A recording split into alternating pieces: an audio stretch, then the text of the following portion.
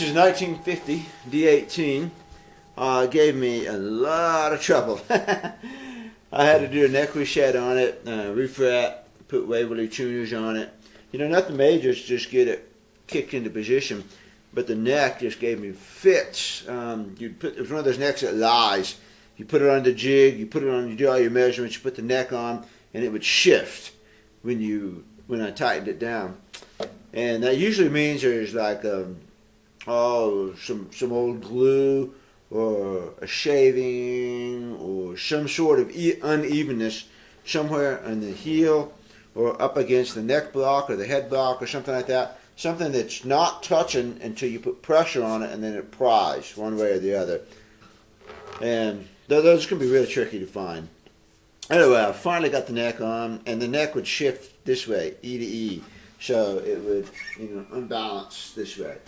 So after about, I think it took me 4 tries, 4 neck resets. Which, you just take the neck off, put it back on, get it, you're looking for what it is that's causing that imbalance or that shifting. It looked great on the jig, it looked great strung up, and then when you clamp it and glue it, it'll be off. So that happens sometimes, and it's a mystery sometimes. Anyway, I finally got the neck on, I got it straight, I strung it out, and everything was just perfect on it. Action, saddle, and then I started to tune it, and it would not tune. The C chord was just horrible. String chords were harsh, whoa. And it's just not tuning. Something's not right here. So you couldn't even tune it to fifth fret. When you did a 5th fret, out of tune. The open strings would be in tune. The 5th fret was out. All right. I took my scale measuring stick, put it on the 12th fret, put it down here. The saddle was 1/8 of an inch that way, the opposite of a 70s guitar. Now that is a problem on some mid-40s, but this is a 50s, and I just wasn't paying attention to the date. If I'd thought about it, I would have checked the scale before I did anything. But nobody said anything about that. The owner didn't complain specifically that it was out of tune. The action was really super high and all that. So, it just got by me. So we had a couple of options here as to how to fix that out of tuneness. The saddle has to go forward. The 12th fret and the saddle have to come closer together by almost 1/8 of an inch. The bridge is original. The bridge plate is original. Everything over here is original. Scooting the bridge forward would have meant breaking the glue bond, which is perfectly fine. So there's no reason to break it. I don't want to break it. It's not like the bridge has been shaved or anything like that. So I didn't really want to mess with the bridge system. I don't want to oversize bridge on this.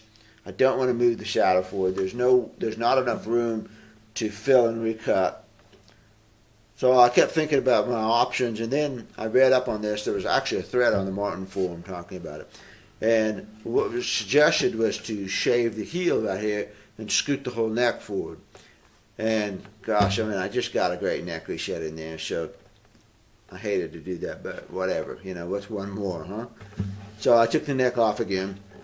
I took the heel down right here. And I've got photos of this on the thing, but there it looks. And I don't think you can even tell if I didn't point it out to you. Here's the 14th fret. It's right on the body rather than being behind the body. Shuck stock. And the fingerboard extension is right at the edge of the sound hole. But honestly, sitting back here playing the guitar, if I didn't tell you that, would you ever notice that? I don't think you would, but would you notice an oversized bridge? Well, I know I would, I hate oversized bridges. And especially on the 50s, they've got a thinner bridge than normal. And I just didn't want to do that. So I took the neck off, scooted it forward, and now it plays in tune. I also had to do a little bit of compensation at the nut, because if I was going to cut this from scratch, I would have more angle here.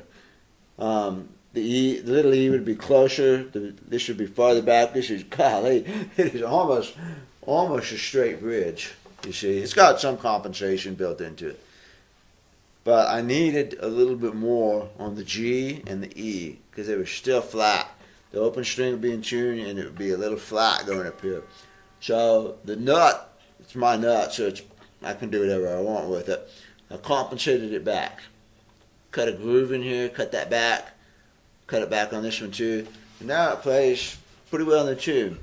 So here's this is all in the video, so you can watch all this. I'm not going to go through all the tuning again, but pretty good now. You got to tune it carefully though, because it's a loud, bright guitar. It can sound harsh, and out of tuning, anything that's out of tune will make it sound even more harsh. So you got to get your tuning very carefully done. If you're going to use a capo, for instance, golly, the capo would solve so many problems. Because, there you go. You got all fretted notes now, which the nut's fretted too, but as you get closer to the finger, up closer to the 12th fret, the nut compensation goes away and it becomes more and more in tune. So I would tune fretted notes. I would balance between the open and fretted notes, and I would think about this for a minute. Am I going to be playing in C a lot? Then I would want probably that open E and the G to balance.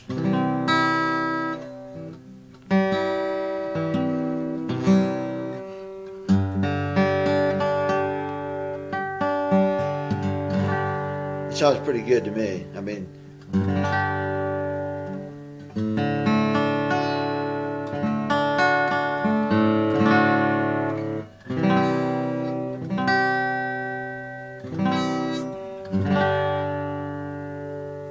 sounds all right to me. At least as far as most acoustic guitars go. Swing chords sound good. Man, when I played swing chords the first time, ugh.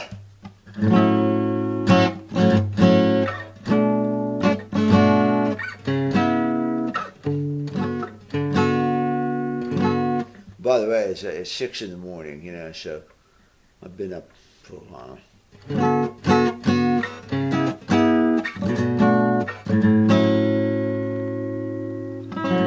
Sounds decent. Oh, let's play something on it.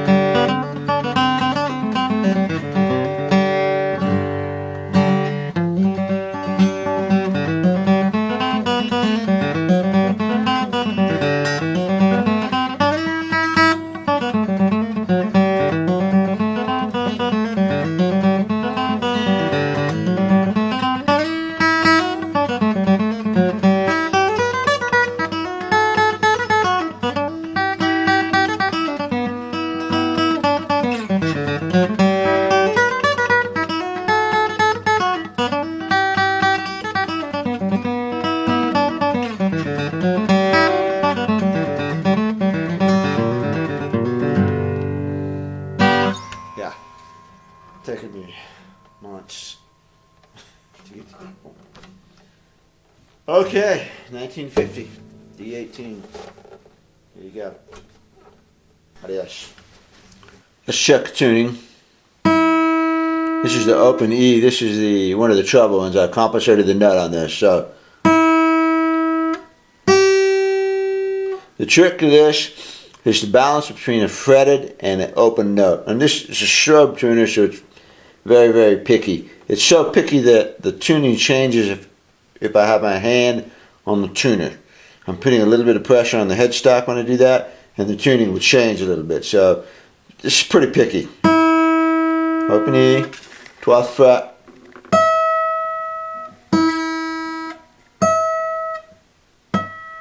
Harmonic. About as good as you can get. Now, the G just a hair sharp. So you could fudge that just a little. I'm going to bend it. I'm going to bring the G in, and then the A is going to be good. See, as you go up the neck closer, that's one thing about compensating the nut. The first couple frets will be just a little bit off, and then the further up the neck you go, the better it gets. But that's pretty good. That's, golly, when I first started, this was 10 cycles off at the 12th fret. I mean, you couldn't even get to the 5th fret and get it in tune. So this is way better. Anyway, here's the E. 5th fret. A B.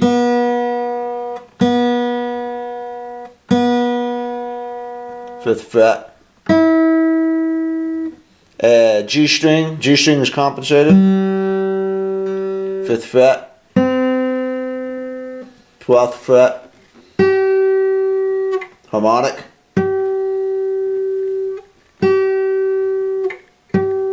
Harmonic and fretted.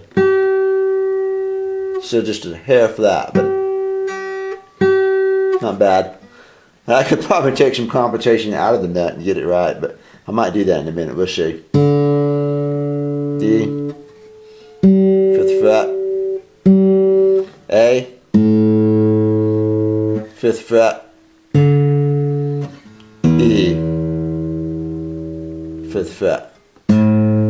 That's just a hair flat. Let me bring it up.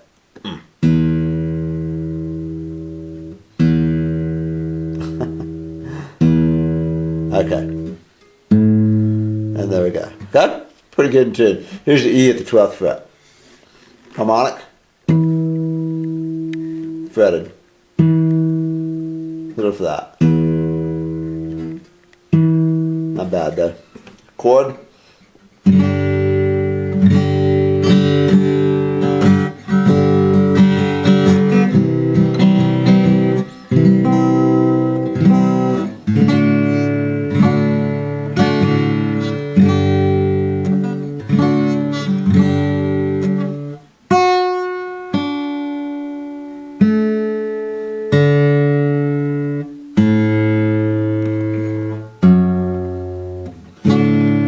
I think that's about as good as a D18 in a tune.